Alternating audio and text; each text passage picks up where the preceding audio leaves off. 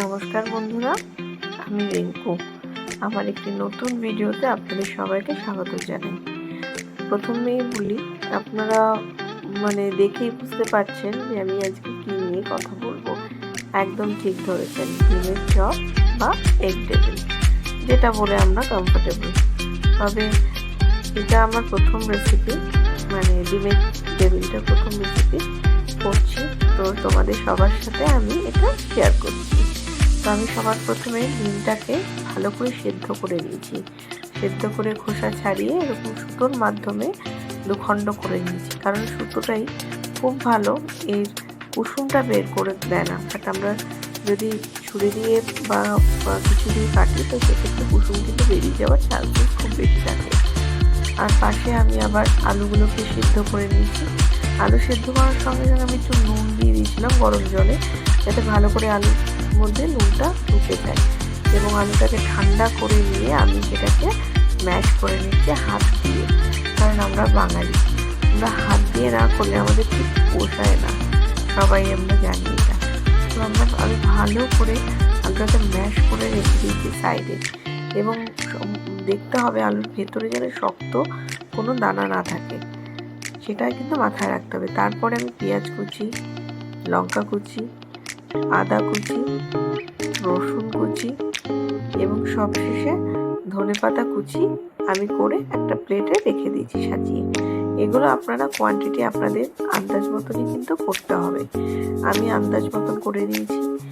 এবার ডিমগুলোর যে কাটা রয়েছে তার উপরে আস্তে আস্তে প্রত্যেকটা ডিমে আমি গোলমরিচ গুঁড়ো, শুকনো লঙ্কা গুঁড়ো এবং সামান্য লবণ ছিটিয়ে দেবো। কারণ হচ্ছে যখনই আমি পুরটা দেবো এর মধ্যে, পুরটা ডিরেক্ট দেওয়ার থেকে এটা যে আমি দিয়ে দিলাম, সেক্ষেত্রে কি হবে, মনে হবে যেন মুখে কামড়ালে বোঝা যাবে না এর মধ্যে আমি নুন দিয়েছি বা হলুদ, লঙ্কা, গোলমরিচ, যাই হোক এগুলো দিয়েছি। টেস্ট অন্যরকম একটা আসবে অবশ্যই, সেটা মাথায় কিন্তু রাখতে হবে। তোমরা চাইলে দিতে পারো, না হলে নাও দিতে পারো। আমার মনে হয়েছে আমি তাই দিয়েছি। এবার আমি লঙ্কার গুঁড়ো কিন্তু আস্তে আস্তে এর উপরে ছিটিয়ে দিচ্ছি। একদম ঠিক, এটা কিন্তু ঝাল লঙ্কার গুঁড়ো, কোনো কাশ্মীরি রেড চিলি পাউডার নয়।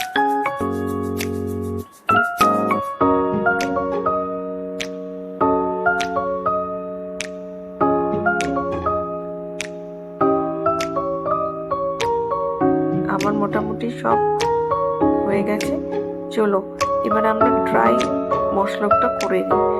একটা আমি ফ্রাই প্যান নিলাম, তার মধ্যে 5-6টা শুকনো লঙ্কা, গোটা গরম মশলা, মধ্যে দেবো হচ্ছে এলাচ, দারচিনি, লবঙ্গ, জিরে, গোটা জিরে দেবো, গোটা ধনে দেবো এবং সামান্য মৌরি। অদ্ভুত ব্যাপার একটা হবে যখন মৌরিটা দেওয়া হবে, মৌরির গন্ধ দুর্দান্ত, এর মধ্যে একটা আলাদা সুগন্ধ ছাড়বে, টেস্টও মারাত্মক হয়ে যাবে। আমি সব মশলাগুলোকে এর মধ্যে শুকনো খোলায় নেড়ে ভালো করে গুঁড়ো করে রাখবো। চাইলে আপনারা এই মশলা যদি বেঁচে যায়, তাহলে নিরামিষ সবজিতেও আপনারা এই মশলা দিতে পারেন। দারুণ সুন্দর একটা টেস্ট বা গন্ধ নিজেরাই বুঝতে পারবেন। আমি এখানে বিশেষ কিছু দিইনি, আমি আন্দাজ মতনই সব কিছু দিয়েছি। ধনে, জিরে, মৌরি, শুকনো লঙ্কা, লবঙ্গ, দারচিনি, এলাচ সব কটা আমি দিয়ে দিয়েছি এখানে, এবং ভালো করে নাড়তে হবে। আর মাথায় রাখতে হবে তাওয়াটাকে কিন্তু আমি ফুল হাই ফ্লেমে গরম করে নিয়ে গ্যাস কিন্তু আমি একদম কমিয়ে দিয়েছি। এবং কমিয়ে দেওয়ার ফলে দেখবেন যে জিনিসটা ভালো ফ্রাইও হচ্ছে, অথচ পুড়েও যাচ্ছে না। এটা কিন্তু মাথায় রেখে চলতে হবে। আমরা যে কটা রান্না করব সব ধিমি আঁচেই করব। চলুন, আমার কিন্তু মশলা ভাজা অলরেডি কমপ্লিট। এখন আমরা এটা শিলের উপরে আমি বেটে নেবো। কারণ হচ্ছে শিলটা আমি না খুব ইউজ করি। শিলে বাটা মশলা এখন খুব কমই খায় মানুষে, মিক্সার গ্রাইন্ডার হয়ে গেছে, তো মিক্সারে সবাই কিন্তু মশলা পিষে নেয়, কিন্তু আমি বেশিরভাগই কিন্তু মশলা শিল ও নোড়ার মাধ্যমে গুঁড়ো করে বা বেটে নিই। দেখতে পাচ্ছেন আমার মশলা কিন্তু ভাজা কমপ্লিট, এবং আমি শিলে এটাকে গুঁড়োও করে নিচ্ছি। খুব ভালো করে কিন্তু মিহি করতে হবে, এটা যেন মাথায় থাকে। এই যে দেখুন আমার সব হয়ে গেছে গুঁড়ো করা। এটা কিন্তু আলাদাই আমরা রেখে দেবো, এটা পরে আমরা খাবার মধ্যে দেব। এবং একটু গ্যাসের উপরে আমি একটা কড়াই চাপিয়ে দিয়েছি।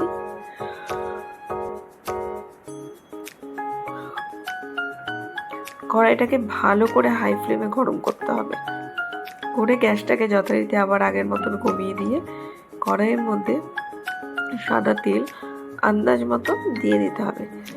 ভালো গরম হলে তার মধ্যে আমাদের একে একে করে সব যে মশলাগুলো কেটে রেখেছিলাম দিয়ে দেবো। এই যে আমি দিলাম প্রথমে আদা কুচিটা ভালো করে পিষতে হবে।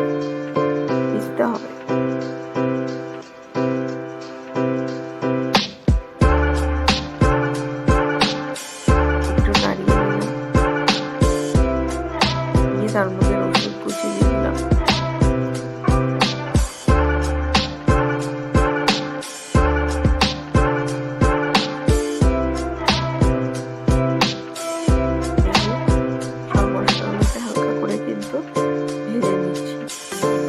দেবো লঙ্কা কুচি, খুব একটা আলাদা ঝাঁঝ এবং গন্ধ ছাড়ে। যখন লঙ্কা কুচিগুলো দিলাম খুব সুন্দর গন্ধ ছাড়ছে। ভালো করে ভেজে নিতে হবে।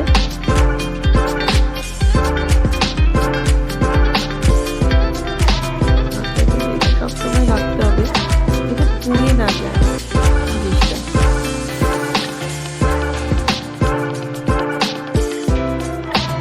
পেঁয়াজ কুচি দিয়ে দিলাম, সব কটা কি কটা মশলা আমি কুচিয়ে রেখেছিলাম সব মশলাগুলো দিয়ে দিলাম। পেঁয়াজ কুচিটা সবাই মিশিয়ে নিতে হবে, কারণ এটা হালকা ব্রাউন কালার আসবে। আগে যদি দেওয়া হতো তাহলে পুড়ে যাওয়ার চান্সেসটা কিন্তু যথারীতি থাকতো।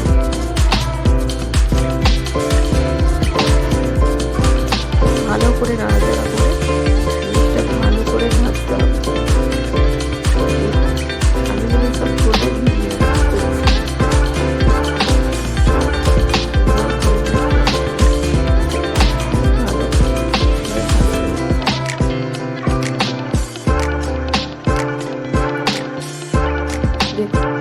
অনেকটা ব্রাউন চলে এসছে। এবার আমি এর মধ্যে কিন্তু মশলা দিতে দেখবো।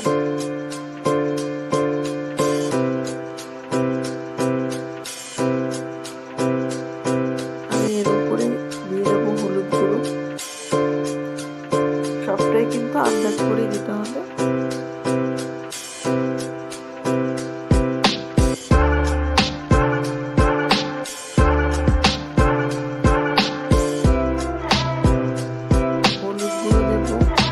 লঙ্কার গুঁড়ো দেবো, চাট মশলা দিয়ে দেবো, এবং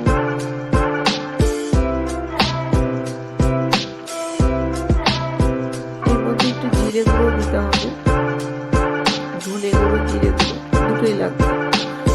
আমরা আলাদা করে জিরে ধনে ভেজে রেখেছি, সেটা আলাদা, এটা আলাদা, দুটো দুরকম স্বাদ এবং গন্ধ। দেখুন আমি সব কিন্তু আস্তে আস্তে দিয়ে দিচ্ছি।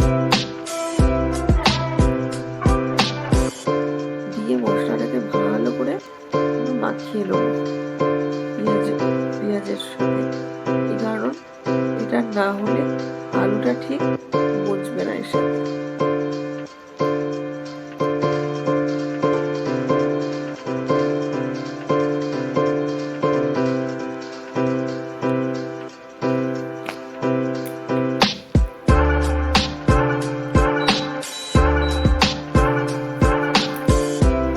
মাথায় রাখতে হবে যেন জিনিসটা পুড়ে না যায়। আমি কিন্তু পুরো রান্নাটাই কিন্তু করছি, দেখতেই পাচ্ছ। এর মধ্যে এবার দিলাম, অবশ্যই এটা কাশ্মীরি লঙ্কার গুঁড়ো, জাস্ট কালারের জন্য। আমার অলমোস্ট এই মশলাটা কিন্তু কষানো হয়ে গেছে। এবার আমি সেই ভাজা করে রাখা যে মশলাটা বেটে রেখেছিলাম শিলনোড়াতে, ওই মশলাটা এর মধ্যে অবশিষ্ট দিয়ে দিলাম। এখনো একটা জিনিস কেন দেওয়া হয়, সেটা হচ্ছে ধনে পাতা কুচি। তার আগে আমি আলু যে ম্যাশ করে রেখেছিলাম, সেই আলু মাখাটা কিন্তু আমি এর মধ্যে দিয়ে দেবো।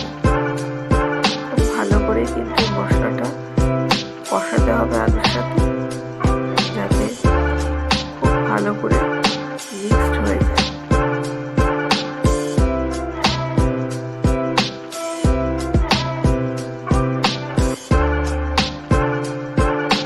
দেখতেই পাচ্ছ আমার অলরেডি কিন্তু আলুর পুরটা রেডি হয়ে গেছে এবং এটাকে আমি ঠান্ডা করার জন্য আলাদা পাত্রে শিফট করছি।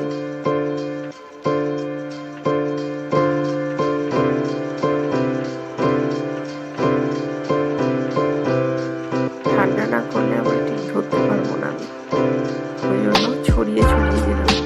ঠান্ডা হয়ে গেছে। এবার সেই যে কাটা ডিম যেগুলো কেটে রেখেছিলাম, সেই ডিমগুলোর মধ্যে আলুর পুরটাকে মাখিয়ে ঠিক এভাবেই একটা ডিমের আকারে শেপ দেবো। হালকা করে চাপটা হবে, পুরটা নিয়ে ডিমটাকে তার উপরে দিয়ে এরকমভাবে একটা রাউন্ড শেপের মধ্যে চলে এসছে।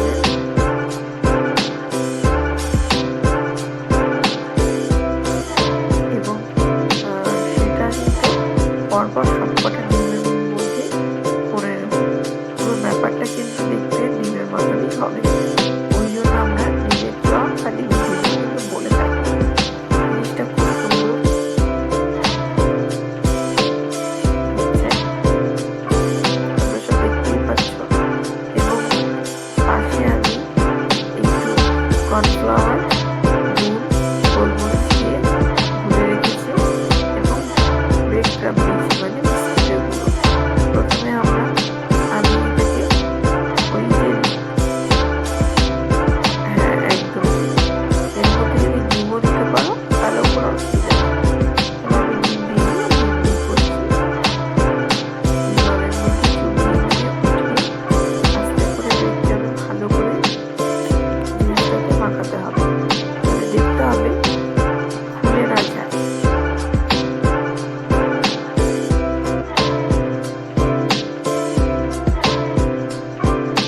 এরকম করে একে একে করে সবকটা ডিমে কিন্তু আমি আলাদাভাবে করে রেখে দেবো।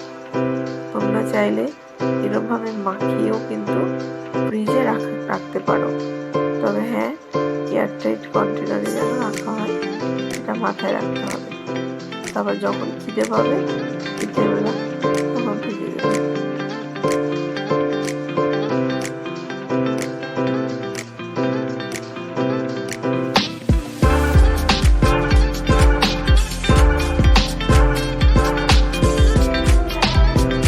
আমি সবকটা ডিম ওরকমভাবে বিছিয়ে রেখে এবার আমি কড়াইতে বেশ অনেকটা পরিমাণে তেল দিয়ে দিলাম এবং তেলটাকে খুব ভালো করে গরম করতে হবে।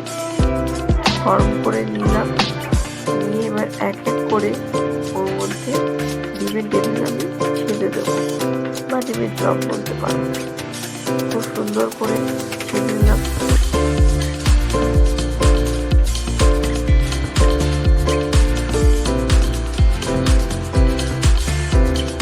দেখতেই পাচ্ছি ডিমগুলো কিন্তু আমি ছেড়ে দিয়েছি। একসাথে দুটো তিনটে চারটে করে প্রতিবারই ভাজতে হবে। বেশি ডিম দিয়ে দিলে জিনিসটা ভেঙে যাবে। দেখতে খুবই খারাপ, খেতে অপূর্ব হলো, দেখতে ভালো লাগছে।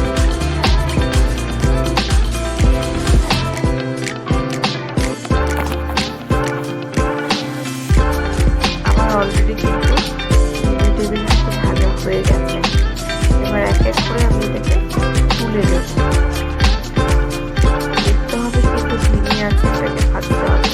সবসময় মাথায় রাখবে যে কোনো জিনিস আমরা করছি সবটাই ধিমি আছে, কারণ ধিমি আছে করলে পুরোটাই